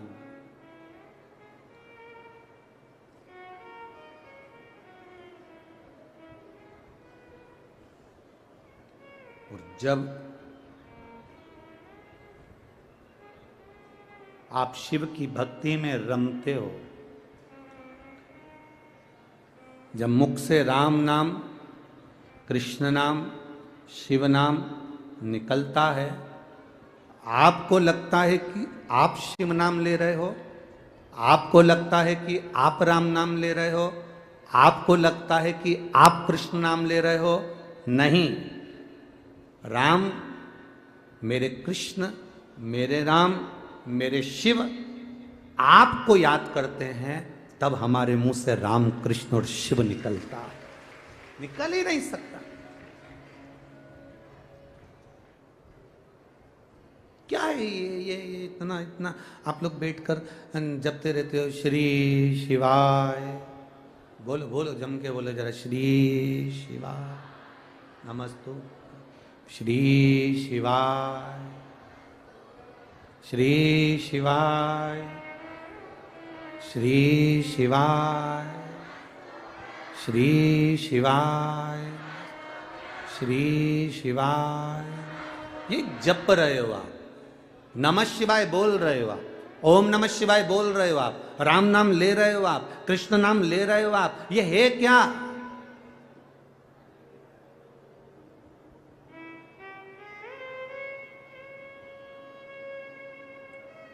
क्या है ये? क्यों? विद्धेश्वर संहिता के अंदर, शिव महापुराण की विद्धेश्वर संहिता में श्री शिवाय नमस्तुभ्यम ये लिखा। लोगों ने भले विरोध करा कि ये श्री शिवाय नमस्तुभ्यम ना जाने कहां से मंत्र लिया है। विरोध करने वालों का तो काम है, विरोध करते रहेंगे, 24 घंटा बोलते रहेंगे। हम बोलेंगे कि तुम मंदिर जाओ, विधर्मी बोलेंगे कि मंदिर मत जाओ। हम कहेंगे कि बेलपत्र चढ़ाओ, कई लोग मिलेंगे वो कहेंगे बेलपत्र मत चढ़ाओ। हम कहेंगे कि शिवलिंग का स्पर्श करो, कई विधर्मी मिलेंगे कहेंगे शिवलिंग का स्पर्श मत करो। हम कहें करो, वो कहें ना करो। हम कहें शंकर को जल चढ़ाओ, वो कहेंगे शंकर को जल नहीं चढ़ाना। जो भगवान का भजन करने वाला होगा, सत्य विचार को जानने वाला होगा, वो जान जाए। शिव महापुराण की विद्धेश्वर संहिता में श्री शिवाय नमस्तुभ्यम, कभी मौका मिले तो अपने घर में गीता प्रेस गोरखपुर की शिवपुराण लाकर पढ़िएगा। उसमें लिखा है श्री शिवाय नमस्तुभ्यम बोलने वाले का केवल मुख का दर्शन कर लो तो हमारे 1000 अश्वमेध यज्ञ का फल प्राप्त हो जाता है, और कितने भी पाप करे हो वो नष्ट हो जाते हैं। ये विद्धेश्वर संहिता में लिखा है। क्या है ये? तो कहा श्री शिवाय नमस्तुभ्यम, ओम नमः शिवाय, नमः शिवाय, राम नाम, कृष्ण नाम, ये सब हमारे जो गुरुओं ने हमको दिए हैं। वेद व्यास जी ने, तुलसीदास जी ने, वाल्मीकि बाबा ने जो हमको दिए हैं, ये मंत्र साधारण नहीं है। ये हमारे को भगवान का मोबाइल नंबर दे दिया है कि बस इस नंबर को दबाना, भगवान से बात हो जाएगी। इसको पढ़ लो, इसका स्मरण कर लो। जब जब हम मुख से नमः शिवाय कहते हैं, जब जब हम मुख से श्री शिवाय नमस्तुभ्यम कहते हैं, जब जब हम मुख से ओम नमः शिवाय कहते हैं, जब जब हम मुख से राम नाम कहते हैं, जब हम मुख से भगवान कृष्ण का नाम लेते हैं, तब यह अंदाजा लगाना कि आप भगवान को मोबाइल डायल कर रहे हो, उसका नंबर लगा रहे हो, और तुम जपते जाओ जपते जाओ जपते जाओ। जब तुम्हारा फोन कोई नहीं उठाता तो तुम लगाते जाओ लगाते जाओ लगाते जाओ, वो उठाएगा जरूर, जरूर उठाएगा। लगाए जाओ, उठाएगा वो। मैसेज करे जाओ, जवाब देगा वो। उठा, लगाओ। हम भी बस यही कर रहे हैं, लगाए जाओ। श्री शिवाय नमस्तु, राम नाम कृष्ण नाम शिव नाम जप रहे हैं, जपते जाओ जपते जाओ जपते जाओ जपते जाओ। कभी तो डायल होगा, और एक बार अगर उसने उठा लिया तो हमारा कल्याण निश्चित तो होगा। ये निश्चितता है, ये निश्चित है। भाव से, आनंद से, सब भाव से बोलिए।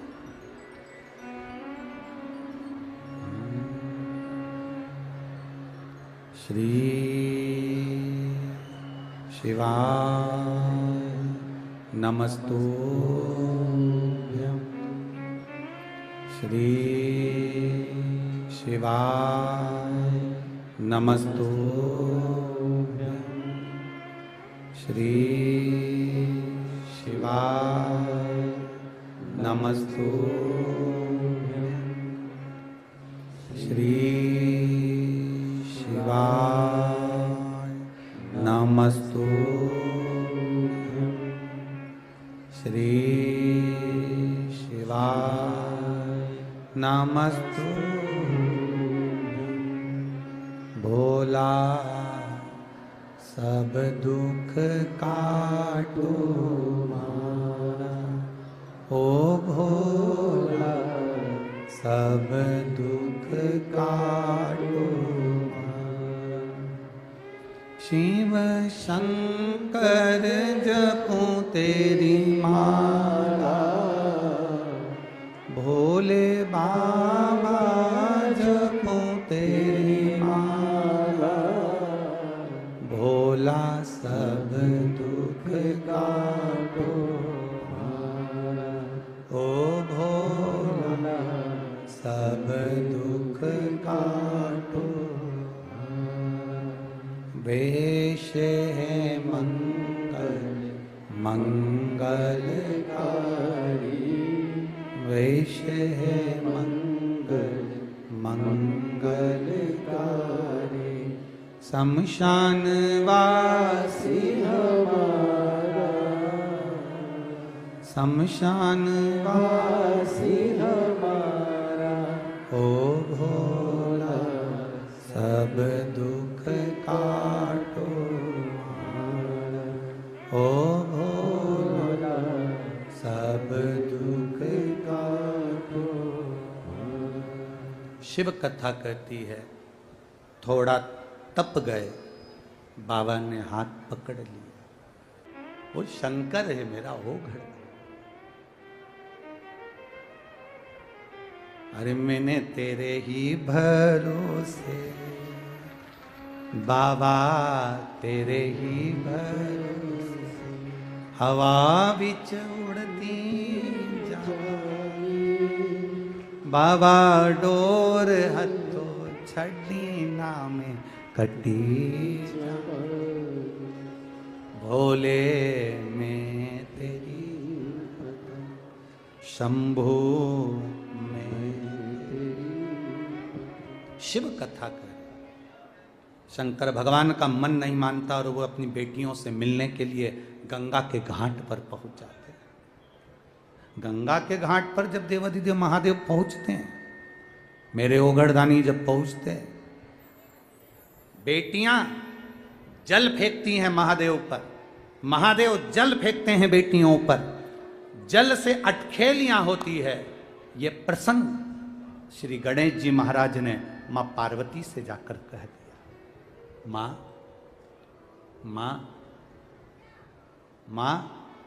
पार्वती जी ने पूछा, क्या बात है गणेश, क्या हो गया?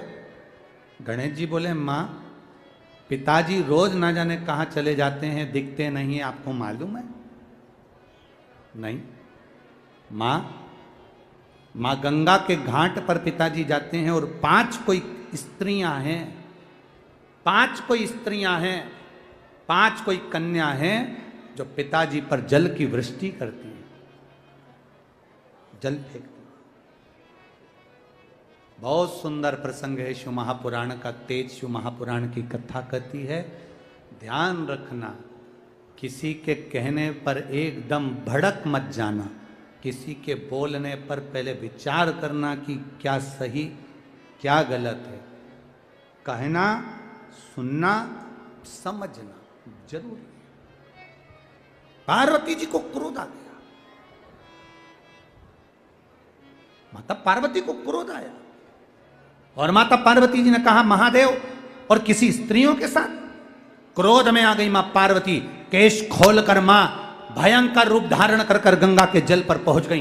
जो गंगा के घाट पर पहुंची तो शंकर भगवान 5 कन्याओं के साथ जल की क्रीड़ा कर रहे थे। शिव जी जल फेंक रहे, 5 बेटियां जल फेंक रही। जानकर मां पार्वती उसी समय त्रिशूल लेकर 5 कन्याओं को मारने के लिए जो गंगा के जल में उतरने वाली थी, इतनी देर में देवाधिदेव महादेव ने रोक दिया।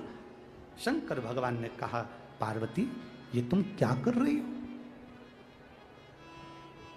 पार्वती तुम ये कर क्या रही हो?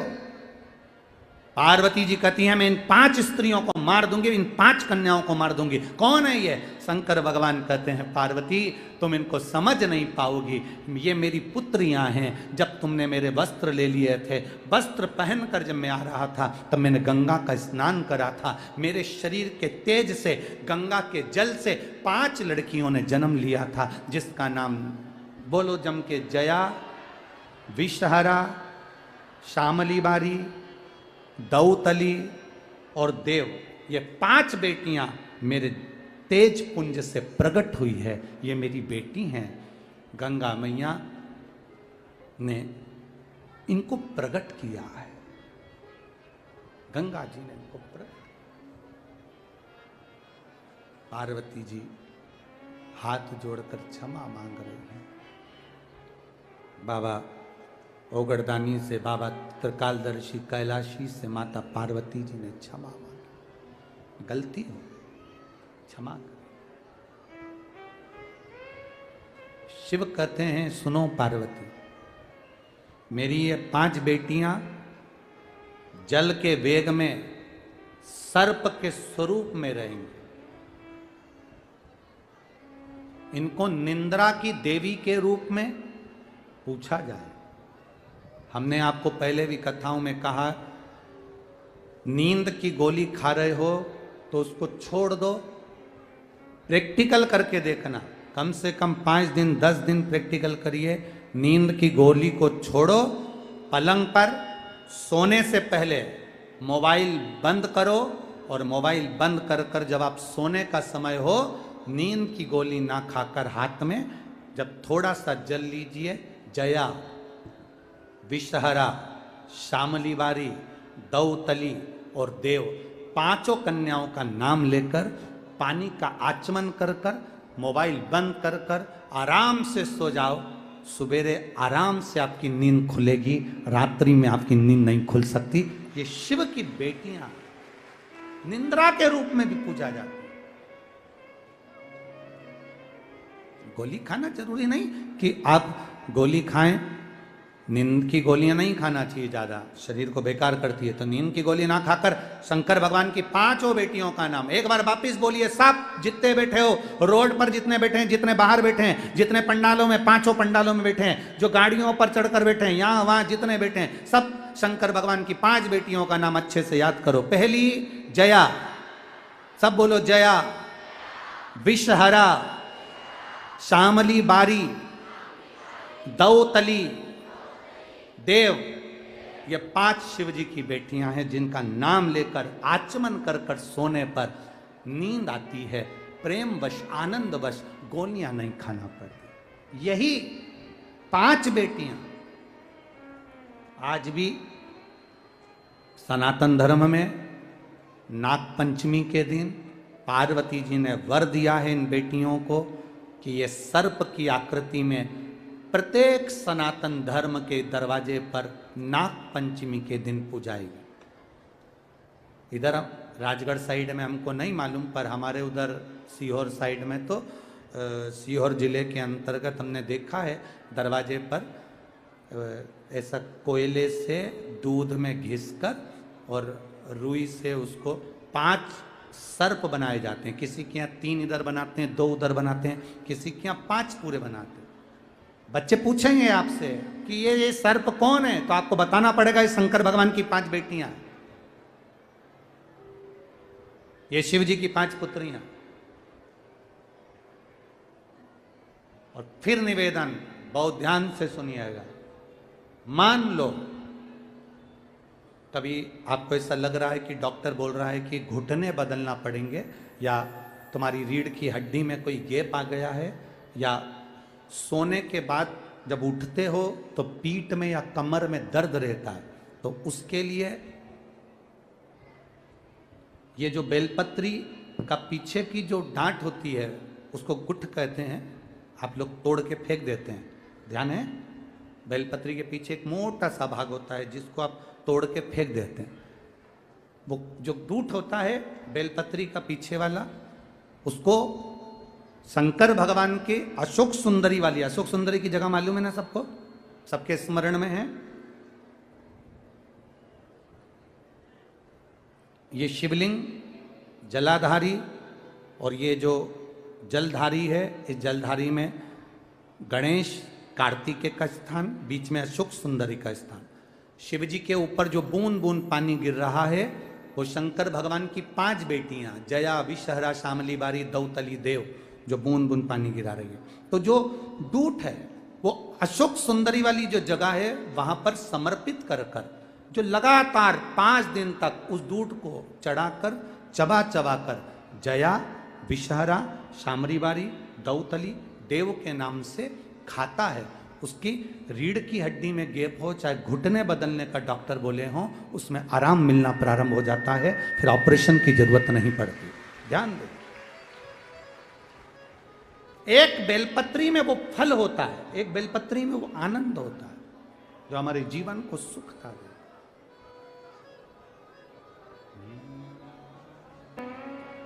जहां जहां जगह मिले वहां बैठो,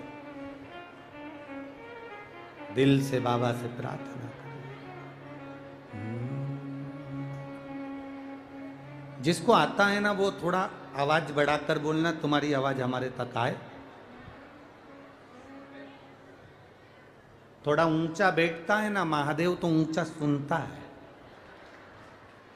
कोई पानी की टंकी पे चढ़ा हो और उसको तुम बोलो राम प्रकाश नीचे आ जा, आएगा, जम के चिल्लाना पड़ेगा रामो, तब आएगा। तो थोड़ा वॉल्यूम थोड़ा सा ऊपर, दिल से भाव से बोलेगा। श्री शिवाय नमस्तुभ्यं, श्री शिवाय नमस्तुभ्यं, श्री शिवाय नमस्तुभ्यं, श्री शिवाय नमस्तुभ्यं, श्री शिवाय नमस्तुभ्यं। भोला सब दुख काटो मारा, ओ भोला सब दुख काटो मारा। शिव शंकर जपो तेरी माला, भोले बाबा जपो तेरी माला। भोला सब दुख काटो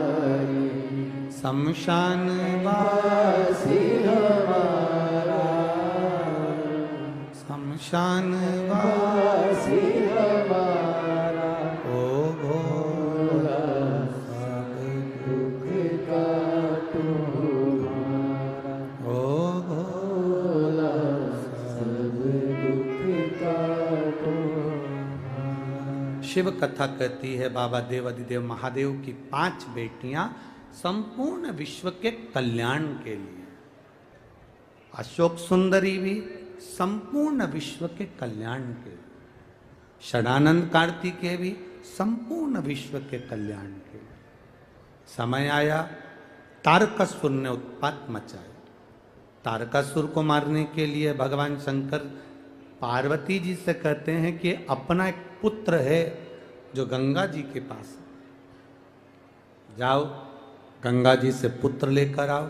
षडानंद कार्तिकेय को लेकर आए हैं और षडानंद कार्तिकेय जी से माँ पार्वती जी ने कहा यह तारकासुर है जिसका तुम्हें संहार करना है। ये तारकासुर है जिसका तुम्हें संहार करना है। पर सुनो कार्तिकेय, ये तारकासुर किसी का सम्मान करता ना करता, क्या करता पता नहीं, पर शंकर की भक्ति इसके दिल में समाई है। जो एक बार अपने दिल को, दिल को हार्ट भी कहते हैं, अपने हृदय को, जो अपने दिल को एक बार जो महादेव से लगा लेता है, जिसका दिल, जिसका हार्ट, जिसका हृदय शंकर की कथा में, शिवालय में, शंकर की भक्ति में जिसका दिल खुल जाता है, उसका दिल फिर हॉस्पिटल में नहीं खोला जाता है। वो दिल उसका परमात्मा में रम जाए। ये लोग कहते हैं, विदेशियों ने रिसर्च करा कि हार्ट की बीमारी क्यों होती है, दिल की बीमारी क्यों होती है। तो कहते हैं ना, सताओ ना हमें लोगों, हमें दिल की बीमारी, सताओ ना हमें लोगों, हमें दिल की बीमारी। हमारा वेद दुनिया में वो डमरू धारी है। हमें दिल की बीमारी है और हमारा डॉक्टर, हमारा वेद डमरू।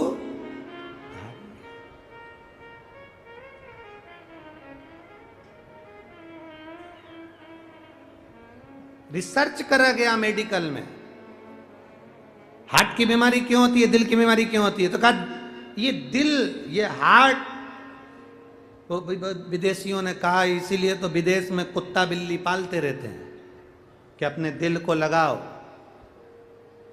हमारे यहाँ भारत में नहीं कहा जाता कि कुत्ता बिल्ली पालो, हमारे भारत में कहा जाता है दिल लगाओ, फालतुओं से नहीं, भोले बाबा से लगाओ जो कि तार है।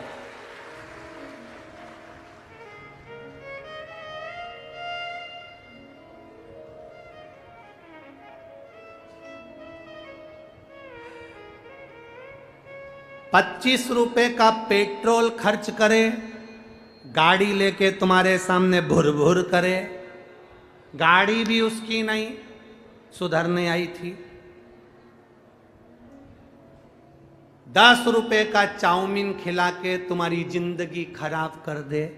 ऐसों से दिल मत लगाना, दिल महादेव से लगा कर दे।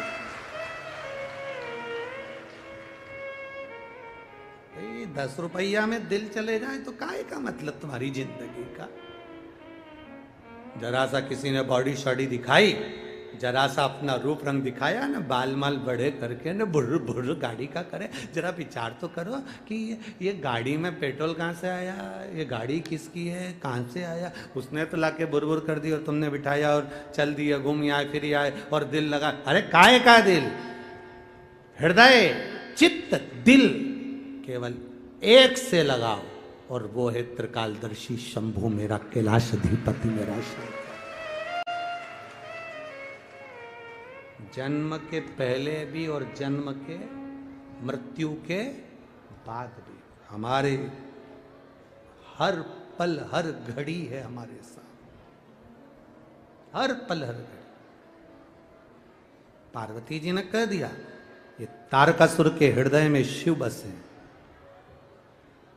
तारकासुर के दिल में शंकर का निवास है, इनके हृदय में शिव बसे। जो एक लोटा जल शंकर जी के मंदिर में चढ़ाने के लिए जा रहा है, हमारा निवेदन है उसको देखकर कभी हंसना मती। जो शंकर के मंदिर में झाड़ू लगा रहा है उसको देखकर कभी हंसना मती। जो शंकर के मंदिर में दिया लगा रहा है उसको देखकर कभी हंसना मती। जो शंकर के मंदिर में जाकर शंकर का श्रृंगार कर रहा है, दिल से एक लोटा शिव को समर्पित कर रहा है, उसको देखकर कभी मत हंसना, उसको देखकर कभी ताना मत कसना, उसको देखकर कभी अपशब्द मत बोलना।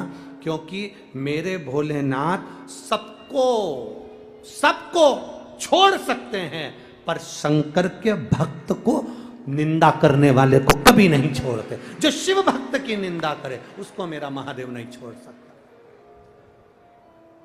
अब तारकासुर असुर है, तारकासुर राक्षस है, तारकासुर असुर है, उसकी प्रवृत्ति राक्षस की, सबको कष्ट देता है, सबको परेशान करता है। फिर भी मेरे भोले बाबा, मेरी माँ पार्वती मैया कार्तिके से कर रही है, षडानंद कार्तिके से कर रही है, इसको मारना नहीं, इसको नहीं मारना, इसको मार मत देना। क्योंकि इसके हृदय में मेरा शिव बसा है। जिसके जल चढ़ाने वाला जब शंकर जी को जल चढ़ाने जाता है तो उसके हृदय में शिव बसा है, शंकर बसा।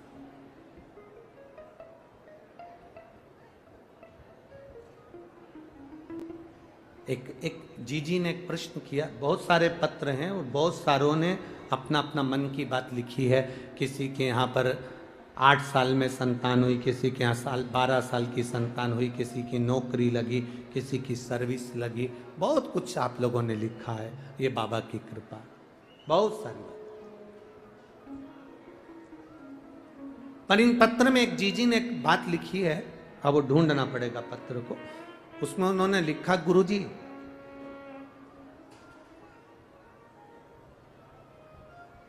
मान लो हम जल चढ़ाते चढ़ाते 2-3 महीने हो गए और शंकर भगवान हमारी नहीं सुन रहे, तो हम जल किस दिशा में बैठकर चढ़ाएं या किस दिशा में खड़े होकर चढ़ाएं? जलाधारी कहां होती है शंकर भगवान की? जम के बोलो जरा सबको, पहले भी कथाओं में बताया। शिव जी की जो ये शंकर भगवान का शिवलिंग है, ये जलाधारी जो पानी बहने का स्थान है, पूरब पश्चिम उत्तर दक्षिण, इसमें से जलाधारी किस ओर जाती है? उत्तर की ओर। कहाँ जाती है? जम के बोलो जरा, उत्तर की ओर। केवल भारत की भूमि पर एक शिवलिंग ऐसा है जिसकी जलाधारी दक्षिण की ओर है, वो केवल उज्जैनी के कालाधिपति महाकाल बाबा हैं, जिनकी जलाधारी दक्षिण में। बाकी के दुनिया में जितने आपको शंकर के मंदिर मिलेंगे, जितने शिवालय मिलेंगे, सबकी जलाधारी कहां पर रहेगी? जम के बोलो जरा, उत्तर में। उत्तर की ओर जलाधारी रहेगी, उत्तर में। पूरब पश्चिम में नहीं, दक्षिण में नहीं, उत्तर की ओर जलाधारी रहती। तो बेटी ने पूछा कि गुरुदेव अगर मान लो हमें जल चढ़ाता चढ़ाता इतना दिन हो गया और बाबा नहीं सुनी रिया, तो हम कई करें? अब उसने तो, बेटी ने तो अपनी भाषा में, राजगढ़ की भाषा में लिख दिया कि हम काई करें। अब तुम बताओ। तो मेरा उस बेटी से निवेदन है, तुम काई मत करो, बस इतना करो कि उत्तर की ओर जो जलाधारी होती है ना, प्रत्येक मंदिर में, ऐसा कोई शिव मंदिर नहीं होगा जिसमें उत्तर की ओर जलाधारी नहीं हो, सब मंदिर में उत्तर की जलाधारी रहती। केवल एक कालाधिपति महाकाल राजा की दक्षिण में, बाकी के सब की उत्तर में। तो अगर बाबा नहीं सुन रहे हैं तो बेलपत्री एक अशोक सुंदरी वाली जगह पर चढ़ाकर, दूसरी बेलपत्री बाबा देवाधिदेव महादेव को, ये डंडी का मुख अशोक सुंदरी के यहाँ चढ़ाओ तो उत्तर की ओर, ये जो आप बेलपत्र चढ़ाओगे शिवलिंग के ऊपर, इसकी डंडी का मुख भी उत्तर की ओर। और तुम जब बैठो तो दक्षिण में बैठना। कहाँ पर बैठना? यहाँ बैठोगे तो यहाँ से जो पानी बह रहा है, आप कहाँ बैठोगे? जैसे ये पानी यहाँ बह रहा है तो तुम्हें कहाँ बैठना है? इसके इधर। ना तुम्हें इधर बैठना है ना तुम्हें उधर बैठना। कहाँ बैठोगे? दक्षिण में। दक्षिण में बैठोगे तो तुम्हारा मुख कहाँ हो गया? जम के बोलो, जम के उत्तर में। तो तुम जब यहाँ बैठोगे तो ये जो जलाधारी है जहाँ से पानी बहकर जा रहा है, यहाँ बैठोगे। और जब आप जल समर्पित करोगे, जल चढ़ाते चढ़ाते एक बार थोड़ा सा आगे बढ़कर जल की धार को अशोक सुंदरी तक लेकर जाना। ये लगभग तुम 2 या 3 महीना कर कर देखो, मेरा बाबा तुम्हारा हाथ जरूर पकड़ेगा, निश्चित है। वो बल उस स्थान से प्राप्त होगा, वो स्थान, क्योंकि प्रत्येक जो जलाधारी होती है वो उत्तर की ओर होती है, प्रत्येक जलाधारी।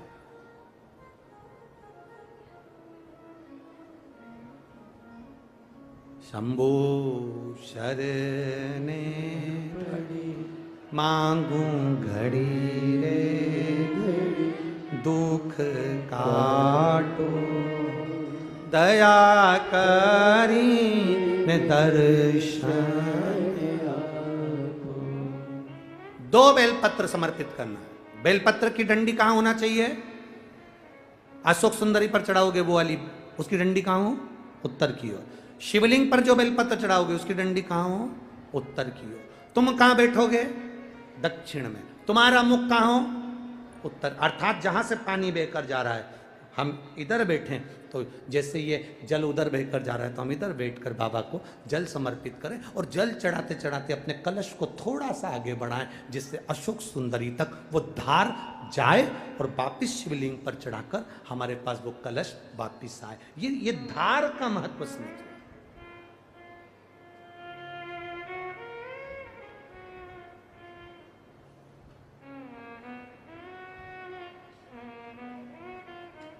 एक बार ये कथा हमने कह दी एक जगह पर, तो किसी व्यक्ति ने पूछा, गुरुजी ऐसा भी होता है कि जल चढ़ाने का भी नियम होता है, यहाँ चढ़ाओ वहाँ चढ़ाओ? हमने कहा देखो, एक व्यक्ति वो होता है जो नौकरी में रहता है, नौकरी में रहता है, बैंक में नौकरी कर रहा है, पुलिस में नौकरी कर रहा है, सरकारी नौकरी कर रहा है, स्कूल में नौकरी कर रहा है, तो वो व्यक्ति की जब तक नौकरी रहती है वो कुर्सी पर बैठता है, सिग्नेचर करता है, तो उसकी बात मानना पड़ती, क्योंकि उसका सिग्नेचर हो गया। और वही व्यक्ति जब रिटायर हो जाता है और रिटायर होने के बाद अपनी कुर्सी पर आके बैठ के सिग्नेचर कर दे तो उसका सिग्नेचर मायने रखाएगा? बोलो जम के। वो किसी को सस्पेंड कर दे तो बात आएगी, भले कितना बड़ा भी ऑफिसर हो, पहले तो तू रिटायर हो गया, रिटायर होने के बाद तू किसी को सस्पेंड नहीं कर सकता। कुर्सी जब तक तेरे पास है, पद जब तक तेरे पास है, तू जब तक नौकरी पर है, तेरे सिग्नेचर का मूल है। तो ऐसा हमारे यहाँ भी स्थान बताए गए कि यहाँ बैठकर जब आप सिग्नेचर करोगे, मतलब यहाँ बैठकर जब आप जल चढ़ाओगे, तो वो जल मेरा महादेव स्वीकार करता है और उससे तुरंत फल की प्राप्ति हो जाती है। ये सिग्नेचर।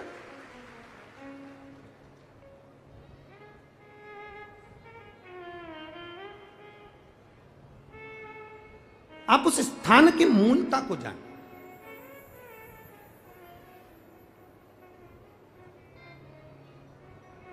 तैतीस कोटि देवता जहां से जल बहता है उत्तर की ओर, 33 कोटि देवता विराजमान होते हैं। हम कई बार जल चढ़ाते हैं तो हमारी आदत क्या होती है, कई बार जल चढ़ाने वाले जितने लोग हैं, जैसे हमारी आदत क्या है, ये शिवलिंग है, ये जलाधारी, तो हम यहाँ बैठ जाते हैं।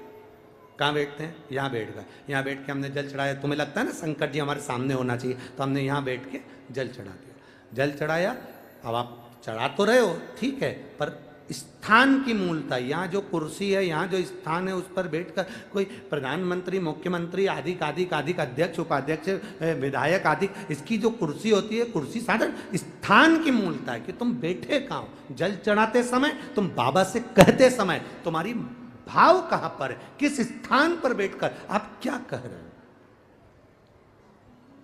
एक व्यक्ति चौराहे पर खड़ा होकर खूब भाषण दे, खूब के, लोग उसकी बात मानेंगे क्या?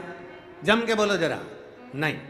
और वही व्यक्ति जब किसी व्यास गादी पर बैठ जाए, किसी स्थान पर बैठ जाए, जब वो अपने भगवान की बात करे, ज्ञान की बात करे, तो लोग उसकी बात मानते, थोड़ा बहुत मानेंगे पर मानेंगे जरूर। सबको मालूम है ये बड़बड़ करे, फिर भी अच्छी जगह पर बैठा, स्थान पर बैठा, उसकी मूलता, उस गादी की मूलता, उस स्थान की मूलता बढ़ गई।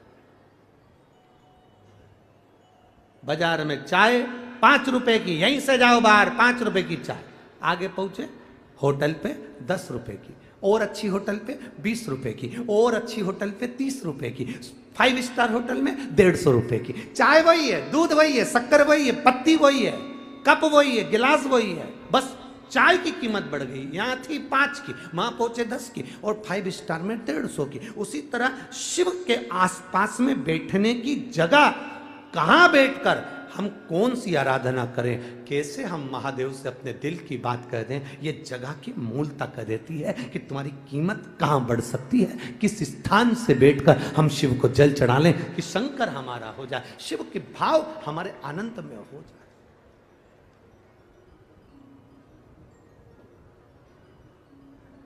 कहीं दूर जाकर जल चढ़ाने की जरूरत नहीं, अपने नजदीक में, अपने गांव में, अपने क्षेत्र में, अपने खेड़े में, जहां शंकर का शिवालय हो, तुम्हारे पास में जहां शंकर का मंदिर हो, वहां जाओ, जाओ शिव के पास समर्पित। तारकासुर क्यों मारना है, पर सुनो, उसके हृदय में शिव बसा है, हृदय में बाण नहीं लगना चाहिए। ठीक है मां, तारकासुर का संहार किया सदानंद कार्तिकेय ने, मर गया, हृदय में नहीं बाण छोड़ा, क्योंकि शंकर बैठे हैं जिसके दिल में, जिसके हृदय में शिव समाया है। शिव, दिल कहां होता है? राइट की लेफ्ट? बोलो बोलो, जम के बोलो जल्दी से। लेफ्ट में। दिल कहां होता है? लेफ्ट में, ठीक है, उल्टे साइड में। दर्जी कुर्ता सिलता है, दर्जी शर्ट सिलता है, दर्जी टी शर्ट सिलता है, तो जेब कहां लगाता है? बोलो बोलो, जम के बोलो। उल्टे साइड में। दर्जी कभी सीधे साइड में जेब नहीं लगाएगा, दर्जी जेब लगाता है उल्टे साइड में।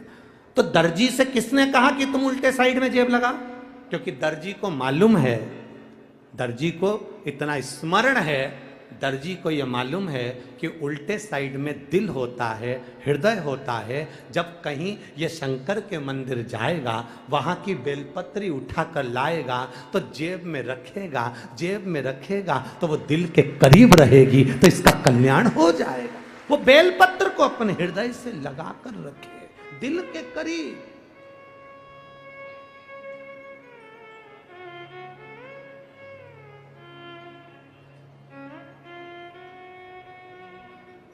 वैज्ञानिक क्या कहते हैं? मोबाइल को कभी ऊपर वाली जेब में मत रखो। बोलो, बोलते कि नहीं बोलते?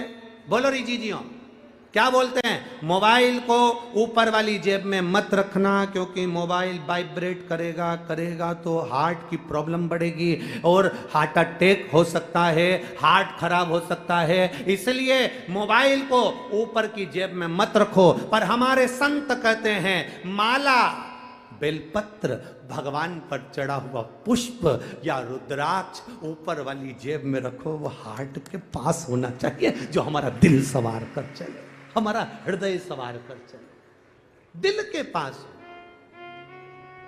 हृदय के पास। सताओ ना, तुम भी बोल लो एक बार, सताओ ना हमें लोगों, हमें दिल की बीमारी है। हमारा वेद दुनिया में वो डमरू धारी है। ये हमारा वेद है, हमारा डॉक्टर, हमारा शिव है, हमारा ओखड़ी है, हमारा शंकर। तारकासुर गया, प्राण छूट, प्राण छूटे तारकासुर के। देवताओं ने आनंद पाया है। समय आया, मां पार्वती मैया ने भगवान शंकर से कहा, पुत्र गणेश का विवाह करना। अब गणेश का विवाह क्यों? सदानंद कार्तिकेय का पहले करना था, गणेश जी का पहले करा। कारण केवल इतना सा था कि गणेश जी के धड़ पर हाथी का सिर लगा हुआ है। अब जो बेटा दिखने में सुंदर हो, जिसकी नौकरी अच्छी हो, उसकी शादी तो कभी भी हो सकती। अब गणेश जी को हाथी का मुख लगा तो इनकी शादी की चिंता बढ़ी और शादी की बात बढ़ी। तो कहा, प्रजापति विश्वरूप जी की कन्या रिद्धि और सिद्धि से गणेश जी का मंगल विवाह हो रहा है। जोरदार ताली बजाएं। श्री गणेश जी महाराज पधार रहे हैं। भगवान गणेश जी का मंगल विवाह हो रहा है। रिद्धि सिद्धि के साथ भगवान गणेश पधार रहे हैं। रिद्धि सिद्धि गणेश जी के गले में जयमाला पहना रही हैं। गणेश जी ने रिद्धि सिद्धि के गले में जयमाला दी है। रिद्धि सिद्धि ने माला निकालकर वापिस श्री गणेश जी महाराज को पहनाई। गणेश जी ने अपना हस्त कमल रिद्धि सिद्धि के कंधे पर रखा है। बोल गणेश जी महाराज की।